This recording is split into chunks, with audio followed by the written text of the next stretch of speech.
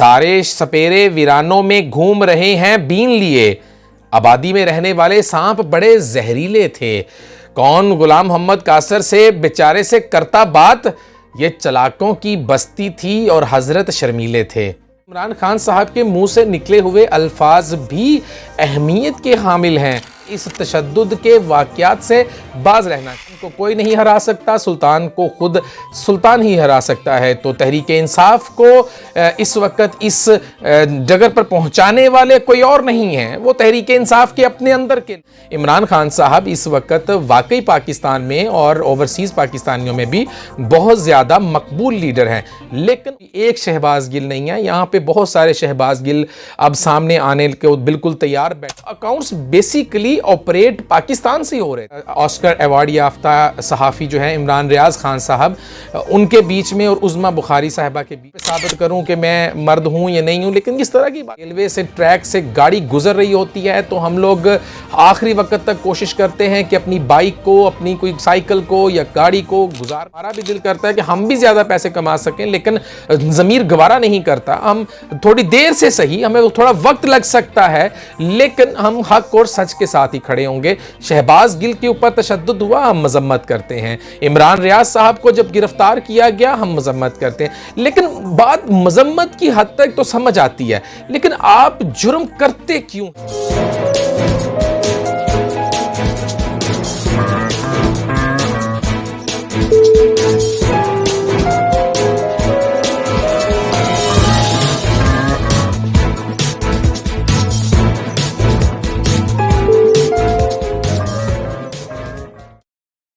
औज़ुबिल्लाहि मिनश्शैतानिर्रजीम, बिस्मिल्लाहिर्रहमानिर्रहीम। शुरू करता हूँ अल्लाह तबारक व तआला के बबरकत नाम से जो निहायत मेहरबान और रहम करने वाला है। मोहम्मद शाहिद मिर्ज़ा आपकी खिदमत में हाजिर है।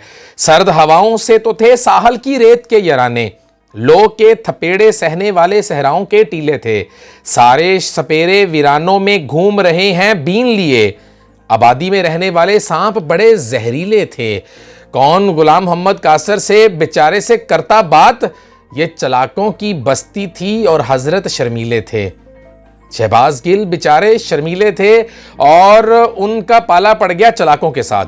पीटीआई में ऐसे अफराद जिन्होंने उनको कुर्बानी का बकरा बनाकर उनको पाकिस्तान के इदारों के सामने खड़ा कर दिया, और आज वो इन हालात में हैं कि उनका साथ देने के लिए कोई भी उनके साथ नहीं खड़ा हो रहा है। गो के इस वक्त जो सूरत हाल बताई जाती है वो ऐसी बताई जाती है जिस तरह से वज़ीर दाखिला के बारे में पाकिस्तान तहरीक इंसाफ के अंदर से आवाज़ें आ रही हैं कि जो वो बयानबाजियां दे रहे हैं कि 25 मई के वाक़े के ऊपर वो कार्रवाइयां कर रहे हैं, वो ऐसी उनमें से तकरीबन 50% बातें सही नहीं हैं। अब सवाल यहाँ पे ये भी पैदा होता है कि इमरान खान साहब को बातें बताने वाले कौन लोग हैं और हकीकत को बाद में आकर उसको डिफाइन करने वाले कौन लोग हैं। सवाल ये पैदा होता है कि जब इमरान खान साहब कोई भी बात कहते हैं तो उस बात का एक वजन होता है। जैसे एलोन मस्क कोई भी ट्वीट करने से पहले उनको बहुत सोच समझ कर ट्वीट करनी पड़ती है, क्योंकि उनकी एक ट्वीट से इकॉनमी के ऊपर भी असर पड़ता है। तो बिल्कुल इसी तरह इमरान खान साहब के मुंह से निकले हुए अल्फाज भी अहमियत के हामिल हैं। वो अगर एक निजी टीवी चैनल पर बैठकर ये बात कहते हैं कि मुझे ये इतलात दी गई हैं, जो उनसे मिलने गए थे उन्होंने मुझे आकर बताया कि इस तरह से तशद्दुद हुआ। मैं चाहता हूं, मेरा ये मौक़िफ़ है कि इमरान खान साहब आपसे जिन्होंने आपको आकर ये बातें बताई हैं, अगर उनमें क्या आपके वज़ीर दाखिला पंजाब शामिल नहीं थे? उन्होंने तो आकर ये बयान दिया कि ऐसी कोई भी बात नहीं है, किसी में इतनी जुर्रत नहीं है, किसी में इतनी हिम्मत नहीं है कि वो ऐसा कर सके। लेकिन जियो न्यूज़ के इंतहाई सीनियर सहाफ़ी हामिद मीर साहब के मुताबिक उनके पास ऐसा मवाद है, या वो कह रहे हैं कि मैं दिखा नहीं सकता, या वो कह रहे हैं कि ऐसी बात है कि उनको तशद्दुद का निशाना बनाया गया। सवाल ये नहीं है कि उनको तशद्दुद का निशाना बनाया कैसे गया, क्यों गया, लेकिन हम इसकी भरपूर मजम्मत करते हैं कि किसी पर भी तशद्दुद नहीं होना चाहिए। ये तशद्दुद कोई भी किसी भी मुआशरे में इस्लाह का सबब नहीं बनता है। लिहाजा इस तशद्दुद की सियासत और इस तशद्दुद के वाक़यात से बाज रहना चाहिए। लेकिन इमरान खान साहब, आपको ये इतलात किसने दी थी? या तो फिर आप ये बता दीजिए कि आपको इतला देने वाले कौन थे। फिर इसके अलावा और भी बहुत सी गंभीर इस किस्म की सिचुएशंस हैं जिनके बारे में तहरीक इंसाफ को, जैसे मेरे पहले वीलॉग से लेकर आज के दिन तक मैं यही बात कहता चला आ रहा हूं कि तहरीक इंसाफ को, शायद जो ट्वीट करने वाले भी इसी तरह से ट्वीट करते हैं कि सुल्तान को कोई नहीं हरा सकता, सुल्तान को खुद सुल्तान ही हरा सकता है। तो तहरीक इंसाफ को इस वक्त इस जगह पर पहुंचाने वाले कोई और नहीं है, वो तहरीक इंसाफ के अपने अंदर के लोग हैं। तहरीक इंसाफ को सबसे ज्यादा नुकसान इस वक्त तहरीक इंसाफ के अंदर से पहुंचाया जा रहा है। वो लोग कौन से लोग हैं? वो लोग हैं जो दूसरी पार्टीज के कभी तो नुमाइंदे हुआ करते थे, कभी उनके तर्जुमान हुआ करते थे, या वो दूसरी पार्टियों के बहुत करीबी हल्का अहबाब से ताल्लुकात रखते हैं। ये एक ऐसी जंग है जिस जंग को हराने के लिए मैं समझता हूं कि अगर इमरान खान ये समझते हैं कि वो इस वक्त पॉपुलर लीडर हैं और इसमें कोई दूसरी राय भी नहीं है, इमरान खान साहब इस वक्त वाकई पाकिस्तान में और ओवरसीज पाकिस्तानियों में भी बहुत ज़्यादा मकबूल लीडर हैं, लेकिन उनको इस वक्त एहतसाब अपनी पार्टी के अंदर से भी शुरू करना होगा। लेकिन जब लोग उनको छोड़कर चले जाते हैं उसके बाद ही वो उनको बुरा भला कहते हैं, लेकिन जब वो पार्टी के अंदर होते हैं तब वो उनको बुरा भला नहीं कहते हैं। जब वो इक्तदार की कुर्सी पे होते हैं उनको कुछ भी बुरा नहीं लगता है, लेकिन जब वो इक्तदार की कुर्सी से बाहर आ जाते हैं उनको सब कुछ बुरा लगना शुरू हो जाता है। अब एक तरफ तो उन्होंने बयान दे दिया कि उसके ऊपर तशद्दुद किया है, दूसरी तरफ उन्हीं की पार्टी के जो उनके वजीर दाखिला जो कि चूंकि पंजाब में जो हुकूमत है वो पीटीआई की है, तो वो कहते हैं कि कोई तशद्दुद नहीं हुआ। और फिर राजा बशारत का ये ट्वीट आ जाता है कि ट्रांसफ़र कर दिए गए हैं, तबादले कर दिए गए हैं आईजी जेल खाना जात के। तो मैं समझता हूं कि ये चीज़ें जो हैं इनको बहुत सोच समझ कर आपको करना चाहिए। और वैसे भी जो आने वाले दिनों में जो इस वक्त हालात नज़र आ रहे हैं, कोई एक शहबाज गिल नहीं है, यहाँ पे बहुत सारे शहबाज गिल अब सामने आने के बिल्कुल तैयार बैठे हुए हैं जिनको अब सामने लाया जाएगा, क्योंकि अब जो तफ्तीश का दायरा कार है वो बहुत वसी किया जा रहा है। उसमें अब उन तमाम लोगों को कटहरे में लाया जाएगा जिन लोगों ने ये तमाम तर सोची समझी स्कीम के तहत पाकिस्तान के इदारों के खिलाफ बातें की। लेकिन यहाँ पे एक और बहुत तशवीशनाक खबर है, वो ये है कि कुछ ऐसे अकाउंट्स भी ज़ाहिर हुए हैं जो कि हमारे हमसाया ममालिक से ऑपरेट, जो हमसाया ममालिक के साथ जिनको मुंसलिक किया जा रहा है, लेकिन ये भी खबरें गर्दिश कर रही हैं कि वो अकाउंट्स बेसिकली ऑपरेट पाकिस्तान से हो रहे थे। अब ये तो जो तफ्तीश करने वाले इदारे हैं वही अपनी फाइनल रिपोर्ट्स में बता सकेंगे कि वो कहाँ से ऑपरेट हो रहे थे, उनको ऑपरेट करने वाले कौन लोग थे, क्या वो किसी सियासी पार्टी के लोग थे या वो कहीं और से कड़ियाँ जाकर मिलती हैं। बिल्कुल इसी तरह इसमें एक और भी मैं बात को ऐड करता चलूँ कि इस वक्त जो मुल्की हालात चल रहे हैं, इन हालात के मुताबिक मैं समझता हूँ कि जो इस वक्त तशद्दुद और जो इस वक्त लड़ाई झगड़े और जो इस वक्त एक दूसरे के खिलाफ अदम बर्दाश्त है, वो सिर्फ और सिर्फ सियासत की पार्टियों के बीच में नहीं है, वो बल्कि इस वक्त बहुत वसी पैमाने पर फैल चुकी है। जिसकी एक मिसाल आपको हमारे एक ऑस्कर अवार्ड याफ्ता सहाफ़ी जो हैं इमरान रियाज खान साहब, उनके बीच में और उज़्मा बुखारी साहिबा के बीच में, जो कि मुस्लिम लीग नून की तर्जुमान या पार्टी की जो मेंबर हैं, उनके दरमियान में हुई है। लेकिन अगर मैं उस तमाम ट्वीट्स की जंग को अगर मैं उसको अच्छी तरह से मुआयना करूं तो मैं इस नतीजे पर पहुंचता हूं कि कोई भी एक शख्स, उन दोनों में से कोई भी एक शख्स अगर स्टेप डाउन कर लेता तो शायद बात वहीं पे ख़त्म हो जाती। लेकिन बात यह है कि हार माने तो माने कौन। लेकिन अगर यहाँ पे किसी को पहल करनी चाहिए थी हार मानने की तो वो थे इमरान रियाज खान साहब।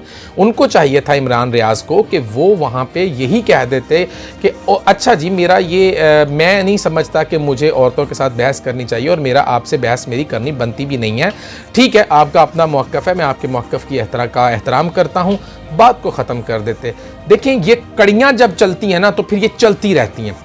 इसी तरह हमारे मुल्क के एक बहुत ही ज़्यादा सीनियर सहाफ़ी जो कि बाबाए सहाफ़त का भी अगर मैं उन्हें दर्जा दूं तो वो कम नहीं है, समी इब्राहिम साहब, जो कि बहुत ही अच्छे सहाफ़ी हैं। उनकी कुछ जो शॉर्ट्स चलती हैं यूट्यूब के ऊपर या उनकी मतलब किसी दूसरे मतलब सोशल मीडिया के चैनल्स के ऊपर, वो बहुत ही उसमें कुछ नाज़ेबा से अल्फाज बयान किए जाते हैं, जिसमें मरियम नवाज़ के बारे में भी है, मरियम औरंगज़ेब के बारे में भी है। इसी तरह उनकी जो अभी हालिया में उनका एक वीडियो आई जिसमें उन्होंने जो है वो बिलावल भुट्टो के बारे में एक बहुत ही अजीबोगरीब सी बात की है। लेकिन अब बिलावल भुट्टो भी शायद जवाब देने के लिए तैयार बैठे हैं कि मुझे बताएं कि मैं कहाँ पे साबित करूं कि मैं मर्द हूं या नहीं हूं। लेकिन इस तरह की बातें नहीं करनी चाहिए। शायद आप अपने लफ्ज़ों का बेहतर चुनाव कर सकते थे। अगर पीपल्स पार्टी के जियाले उठकर अगर आपको इसका जवाब देने के लिए अगर इसी तरह के अल्फाज इस्तेमाल करना शुरू कर दें तो आप सोचिए कि फिर हालात क्या होंगे। मैं समझता हूं कि इस वक्त की जो सियासत है, इस वक्त के जो हालात हैं वो एक यकतरफा है। यानी कि इस वक्त सिर्फ एक ही ऐसी पार्टी है जो सोशल मीडिया के ऊपर एक्टिव है। एक ही ऐसी पार्टी है जिसकी बहुत गिरफ्त है इस वक्त सोशल मीडिया के ऊपर, और वो है पाकिस्तान तहरीक इंसाफ। उनका मुकाबला कहीं दूर दूर तक कोई पार्टी नहीं कर सकती है। और अगर दूसरी पार्टीज ये लायहा अमल इख्तियार कर लेती हैं आने वाले वक्त में, अगर उनको कोई ये गाइड कर देता है कि आपने अगर कामयाबियां लेनी है या आपने ये सियासी जंग जीतनी है तो आपको भी अपनी पॉलिटिकल एक्टिविटीज में सोशल मीडिया की टीम को बहुत एक्टिव करना होगा, तो फिर सोचिए कि बात कहां तक जाके रुकेगी। आप जैसे हमारी एक इंतहाई सीनियर सहाफ़ी जो कि ख़ातून है, वैसे भी अब जो कल्चर बन चुका है, जैसे गरीदा फ़ारूकी के साथ भी अक्सर होता है, हमारी सना बुच्चा भी बहुत सीनियर सहाफ़ी हैं। उनकी आपको लाख इख्तलाफ हो सकता है, आपको सुनने से इख्तलाफ हो सकता है, लेकिन आप किरदार कुशी नहीं कर सकते हैं। उन्होंने कहा कि मुझे 22 सेकंड में 80 गालियाँ मिलना शुरू हो जाती हैं। अब ये बात देखिए कितनी इंतहाई हमारे लिए लम्हा फिक्रिया है। ये वही बात है जिसको हम तमाम अपने वीलॉग्स में कहते हैं कि खुदा के लिए नौजवानों को सही रास्ते के ऊपर लेकर आइए। यही वो नौजवान हैं जिन्होंने इस मुल्क की मईशत को ठीक करना है, जिन्होंने इस मुल्क में जो है वो आमदन लेके आनी है, इस मुल्क में जिन्होंने तरक्की में अहम किरदार अदा करना है। आप उनको जिस रास्ते के ऊपर लगा रहे हैं, ये यहाँ पे तो काबिल कबूल आपकी पार्टी की हद तक तो है, लेकिन अगर यही नौजवान किसी दूसरे मुल्क में जाते हैं तो वहां पे अगर ये रविश वो इख्तियार करते हैं तो उनको कड़ी से कड़ी सजाएं मिल सकती हैं, जैसा कि मस्जिद नबवी के वाक़े में हमें देखने में भी मिला। तो इसी तरह अब आप ये देख लीजिए कि इस वक्त यूएई के वीज़े हासिल करने के लिए भी हमें सुनने में ये आ रहा है कि लोगों को मुश्किलात का सामना करना पड़ रहा है, क्योंकि अब उतनी आसानी से उनको नहीं मिल रहे हैं। वो वजह यही है कि इस वक्त जो तरबियत की जा चुकी है वहाँ पे बहुत सारे मुल्कों के लीडर्स आते हैं, वहाँ पे बहुत कुछ होता है, और आज तक वहाँ पे किसी की इतनी ज़रूरत नहीं हुई कि वो किसी के आगे भी खड़ा होकर या उसको गालम गलूज कर सके। यूएई में कम से कम ऐसा वाक़या नहीं हुआ है। हमें अपने मुल्क के कानून उन्हीं मुल्कों से सीखने चाहिए। हम मिसालें यूरोप की देते हैं, छोड़ दीजिए यूरोप को, बहुत दूर है यूरोप। हम अपने हमसाया ममालिक जो हैं या हमारे करीब तरीन के जो ममालिक हैं, हम यूएई से ही जो है उसी के कानून को ही इम्प्लीमेंट्स कर लेते हैं। वहाँ पे आप कहीं पे भी आप वहाँ के जो उनके जो हुक्मरान हैं, आप उनका नाम किसी जगह पे किसी इदारे में लेकर काम नहीं करवा सकते। आपको वहाँ पे किसी पुलिस के एहलकार का नाम इस्तेमाल कर आप कोई काम किसी को डरा नहीं सकते हैं। आप अपनी पॉकेट से कोई कार्ड निकालकर किसी को डरा कर कोई भी ऐसा काम नहीं करवा सकते कि देखो मैं कौन हूं, ये मेरी डेजिग्नेशन है। ये भी कानून के खिलाफ है। यहां तक कि वहां पे स्पीटिंग करने में यानी कि थूकने में भी वहां पे जुर्म है। वहां पे तस्वीरें बिला वजह अगर आप किसी की इजाजत के बगैर खींचते हैं तो जुर्म है। वहां पे आपने अगर किसी को गाली दे दी तो वो साबित हो गई तो वो जुर्म है। तो देखिए आप, यही नौजवान जो यहाँ पे इस तरह से गालियाँ दे रहे हैं वो वहाँ पे ऐसा नहीं कर सकते हैं। वहाँ पे तो कानून को किस तरह से नाफज किया जाता है उसकी बहुत आला और बहुत उम्दा मिसालें वहाँ पे देखने को मिलती हैं। यहाँ पे रेलवे से ट्रैक से गाड़ी गुजर रही होती है तो हम लोग आखिरी वक्त तक कोशिश करते हैं कि अपनी बाइक को, अपनी कोई साइकिल को या गाड़ी को गुजारने की कोशिश करें, और वहाँ पे तकरीबन 500 मीटर के फासले से ही दूर से ही जो पैदल चलने वालों के लिए फुटपाथ बना होता है, बज़ाहिर उसके ऊपर कोई भी ना खड़ा हो, गाड़ी को स्लो कर लिया जाता है। बहुत फ़र्क है। हमें अपने मुल्क में यही वो चीज़ें थी जिनकी इस्लाहात करनी थी, लेकिन हमारी बदकिस्मती है कि हम इस तरफ तो नहीं जा सके। हमने बस अपने व्लॉग्स में मसाले डालने शुरू कर दिए, हमने सिर्फ अपनी बातों में ऐसी ऐसी बातें करनी शुरू कर दी, अपना चूरन बेचना शुरू कर दिया अपने यूट्यूब के चैनल्स के ऊपर आकर, अपनी सोशल मीडिया के चैनल्स के ऊपर आकर। हम अपनी स्पीचेस होती हैं, हम जो अपने व्लॉग्स होते हैं उसमें इतनी हाइप क्रिएट कर देते हैं कि हमें ज़्यादा से ज़्यादा व्यूज़ मिल सकें। इंतहाई अफसोस की बात है, ये पैसा आप अपने साथ नहीं लेकर जा सकते। इस पैसे ने यहीं पे रहना है। जितना आपके नसीब में लिखा है वो अल्लाह ताला की ज़ात ने आपको ज़रूर देना है। अगर हमें देखें, अगर हम भी उसी रवश के ऊपर चले आते हैं और अगर हम भी आंखें बंद करके सिर्फ पीटीआई को ही सपोर्ट करना शुरू कर देते हैं, हम अपनी आंखें बंद करके हम उन नौजवानों की इस्लाह करने के बजाय हम भी अगर यही राग अलापना शुरू कर दें तो हम भी पैसे कमा सकते हैं। और हमारा भी दिल करता है कि हम भी ज़्यादा पैसे कमा सकें, लेकिन ज़मीर गवारा नहीं करता। हम थोड़ी देर से सही, हमें थोड़ा वक्त लग सकता है, लेकिन हम हक और सच के साथ ही खड़े होंगे। शहबाज गिल के ऊपर तशद्दुद हुआ, हम मजम्मत करते हैं। इमरान रियाज साहब को जब गिरफ्तार किया गया, हम मजम्मत करते हैं। लेकिन बात मजम्मत की हद तक तो समझ आती है, लेकिन आप जुर्म करते क्यों हैं? आपने वो जुर्म दानिस्ता तौर पर क्यों करते? सबसे जो मेन जो पॉइंट है वो ये है कि आपसे अगर एक ऐसी गलती हो जाती है जिसको गैर दानिस्ता तौर पर कहा जाए तो बात समझ आती है, लेकिन दानिस्ता तौर पर आप अगर आकर गलती करें तो फिर हमें तो मजबूरन आप लोगों की मजम्मत इसलिए करनी पड़ती है क्योंकि आप हमारी कम्युनिटी का हिस्सा हैं और ये वक्त हम पे भी आ सकता है। To be very frankly speaking, तो हम तो आप लोगों की मजम्मत करेंगे ही, लेकिन आपको बोलने से पहले अपने लफ्ज़ों को तोलना चाहिए। आपको महज व्यूज़ लेने के लिए, आपको महज अपने फॉलोअर्स लेने के लिए, आपको महज अपने आप में ज़्यादा जल्दी से ग्रो करने के लिए आपको ऐसे अल्फाज का जो है वो चुनाव नहीं करना चाहिए। वीडियो आपने 5 घंटे बाद देनी थी, आज तक नहीं आई। इमरान खान साहब ने वीडियो रिकॉर्ड की हुई है, वो भी कभी नहीं। यानी कि आपने वो चोरों को दिए हुए 4 तिनकों वाली मिसालें बना दी हुई हैं कि जिसका तिनका 1 इंच छोटा होगा वो चोर होगा, और एक चोर ने खुद ही रात को तोड़ लिया कि सुबह तक बढ़ जाएगा, लेकिन वो नहीं बढ़ा, वही चोर साबित हो गया। यानी कि जानबूझकर आप पहले से ऐसी हाइप क्रिएट कर देते कि कहीं ऐसा कर ना दें, इसलिए हम पहले से ये बात छोड़ दें। मैं ये जैसे बात पहले बयान कर चुका हूं कि पीटीआई में बहुत ज्यादा टैलेंटेड टीम है जो सोशल मीडिया के ऊपर इतनी एक्टिव है कि जिसको मैं समझता हूं कि इनके होते हुए इमरान खान साहब को हराना नामुमकिन ही नहीं, बल्कि शायद मैं समझता हूं कि मुमकिन ही नहीं है। तो इसलिए मैं कहना कुछ और चाह रहा था, लेकिन वो कहीं कॉपीराइट में ना आ जाए, तो इसलिए फिर मैंने उसको ज़रा इज्तनाब कर लिया है। तो कोशिश कीजिए, मैं समझता हूं कि इमरान खान साहब आप अपनी पार्टी का भी एहतसाब कीजिए। और यहाँ पे मैं जाते जाते एक बात ज़रूर कहना चाहूँगा कि परवेज़ इलाही साहब बहुत अच्छे काम कर रहे हैं, वेरी गुड, अप्रिशिएट करना चाहिए।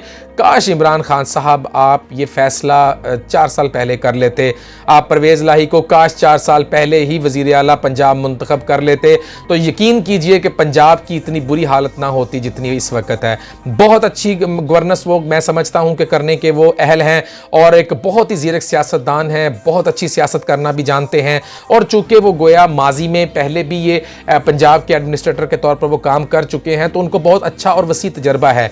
लेकिन काश आप वसीम अकरम प्लस की जगह अगर आप गुगली करवाने वाले परवेज़ इलाही साहब को ही उस वक्त सेलेक्ट कर लेते, तो देखें वो कितनी अच्छी बातें भी कर जाते हैं, और उनकी जो मफाहमत की सियासत है वो बहुत ही अच्छी है। और बिलखसूस जिनसे उन्होंने ये सियासत सीखी है, चौधरी शुजात हुसैन साहब, गो के वो अलग मैटर है कि उनके जो अंदरूनी इख्तलाफात हैं वो भी अल्लाह करे कि ख़त्म हो जाएँ।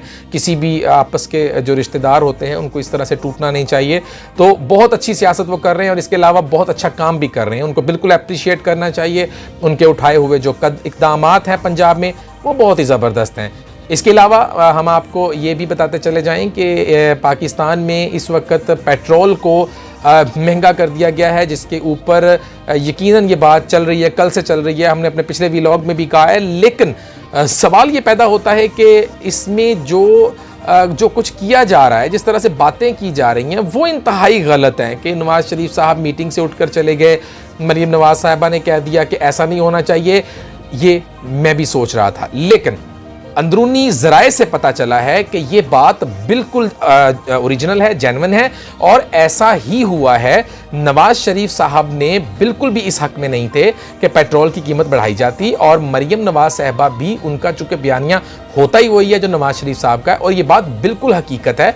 लेकिन इससे हम अगर ये नतीजा अक्स करें कि इससे क्या ये शरीफ बरादरान के अंदर कोई इख्तलाफात हैं, या वो चूंकि हुकूमत में नहीं बैठे हुए इस वक्त, वो हुकूमती इक़दामात को समझ नहीं पा रहे हैं, तो गोया कि ये फैसले अब आने वाले 2, 4, 5 दिनों में पता चलेगा कि क्या पेट्रोल की कीमत कम होती है या नहीं होती है, तो फिर इसके बारे में मज़ीद तबसरा किया जा सकता है। तो इमरान खान साहब अपनी पार्टी का भी एहतसाब कीजिए, और जितने भी नौजवान हैं उनको भी चाहिए कि वो अब शहबाज गिल वाले वाक़े से सबक सीखकर वो अभी कभी भी अपने मुल्क के इदारों के ख़िलाफ़ और अपनी जो मुहिम जोई अभी भी चला रहे हैं, अभी भी बहुत से ऐसे मवाद मैं समझता हूं कि मैंने खुद देखे हुए और मैंने उनका स्क्रीनशॉट्स भी लेके रखे हुए हैं, लेकिन मैं वो कहीं पे भी दिखाना इसलिए नहीं चाह रहा हूं कि हमें इस बात को मिटाना है, इस बात को हमें ख़त्म करना है, इस बात को हमें उछालना नहीं है।